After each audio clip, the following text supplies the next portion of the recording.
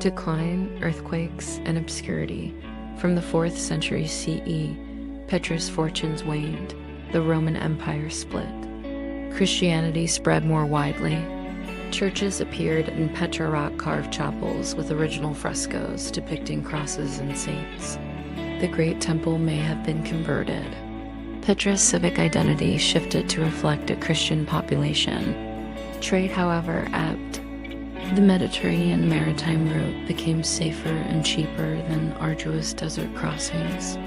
Petra's inland location, once an advantage, became a liability. Merchants looked toward coastlines and ports. Then came the earthquakes. Archaeological layers show substantial quake damage in 363 CE, with major collapse of tomb facades and water conduits. Another quake in 551 CE devastated buildings. The Nabatean mortar, remarkably strong, held many structures together, yet crippling damage to cisterns and city walls disrupted water supply. A once flourishing city found survival harder. By the 7th century, Islam's expansion brought sweeping change. Trade routes realigned southward away from Petra. Its arid isolation and crumbling infrastructure made revival unlikely. A few Bedouin families used the empty tombs for shelter, and Byzantine Christian monks sheltered in the caves nearby. But Petra faded from maps, its glamour reserved for locals and pilgrims. When the Crusaders passed centuries later, they referred to Petra as Syri heritage, mentioning rose-red sandstone but little stirred. To the world, Petra was lost. Rediscovery and archaeology. The rediscovery came in 1812. Johann Ludwig Burckhardt, exploring in the guise of Sheikh Ibrahim ibn Abdallah, convinced his guide to lead him to Petra. He's said to have stood in the sick before dawn then. As the sun illuminated Al-Khazneh, he promised return after the day's prayers. He later chronicled Petra's first modern encounter. Following Burckhardt, explorers Alexander and Florence Lewis, British officers, and French archaeologists ventured deeper. Each mapped parts of the city, bringing home sketches and stories. Their work kicked off Western fascination. In the 1920s, the American archaeologist Nelson Gluck began systematic excavation. He surveyed ancient water channels, mapping large parts of Petra, and documented quarries and temples. His discovery that Petra had sophisticated hydraulic works earned praise. These systems made life possible in the desert. Gluck's excavation, chronicled in his book Exploring the Judean Desert, became a milestone. Today, the Petra Archaeological Park, run by the Jordanian Department of Antiquities and UNESCO Foundations, continues work. Recent efforts unearthed a Roman amphitheater carved into the rock to seat 8,500 spectators.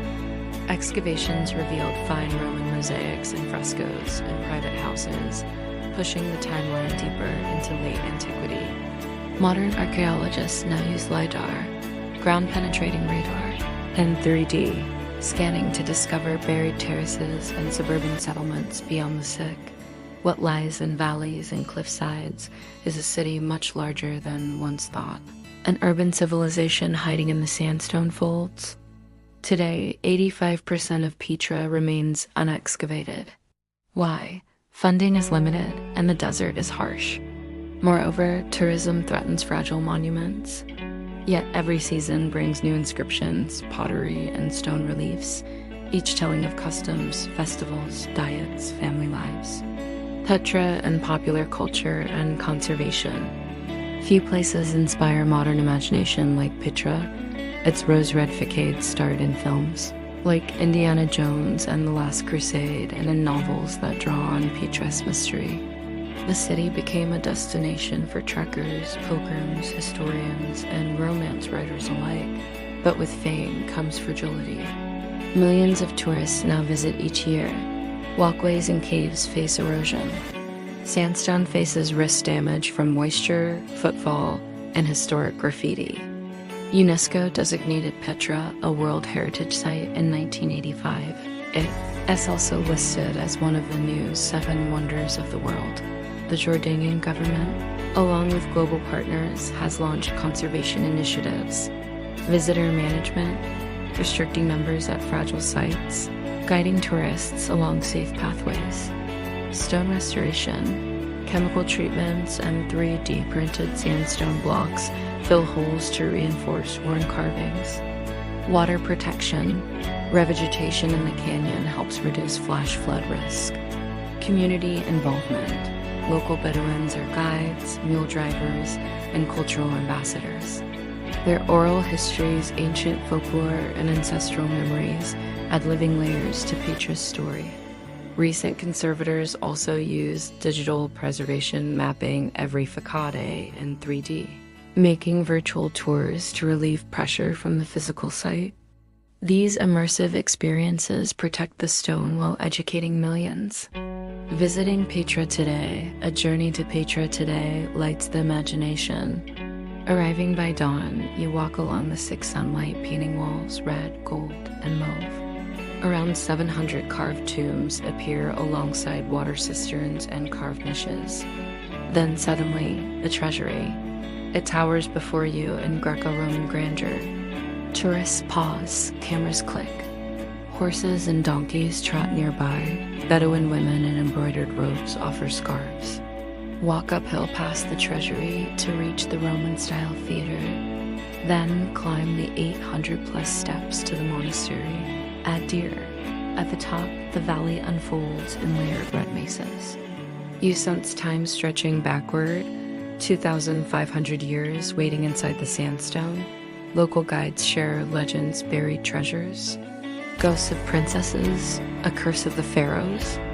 Their stories woven into the rock, granting Petra not just history but myths that stir the soul. The lessons of Petra. What does Petra teach us? Human ingenuity. People thrived in the desert thanks to smart water management and architectural mastery. Cultural fusion. Petra's carved facades whisper of Nabateans, Romans, Byzantines, each adding a new chapter. Rise and fall of civilizations. Trade shifts, environmental forces, and politics shape destinies. Stewardship of heritage. Preserving Petra means balancing prosperity with protection, a challenge for all of us. The future of the lost city, our journey ends, but Petra's story continues. Future excavations will undoubtedly flow from canyons into suburbs still buried in sand. New technologies will unpack the daily life that once animated courtrooms, markets, and homes. Local Bedouin voices, too, are rising. Their stories, songs, herbal traditions, they're stitching living culture into Petra's heritage. Maybe tomorrow, a school group from Amman will sit near the Treasury, learning history while gazing at stones cut by their ancestors. Maybe an app will let tourists stroll virtually, letting them explore hidden chambers too fragile for physical tourists. And maybe, far in the future, the sandstone cliffs will still glow at sunrise, a rose-red sentinel guarding human memory.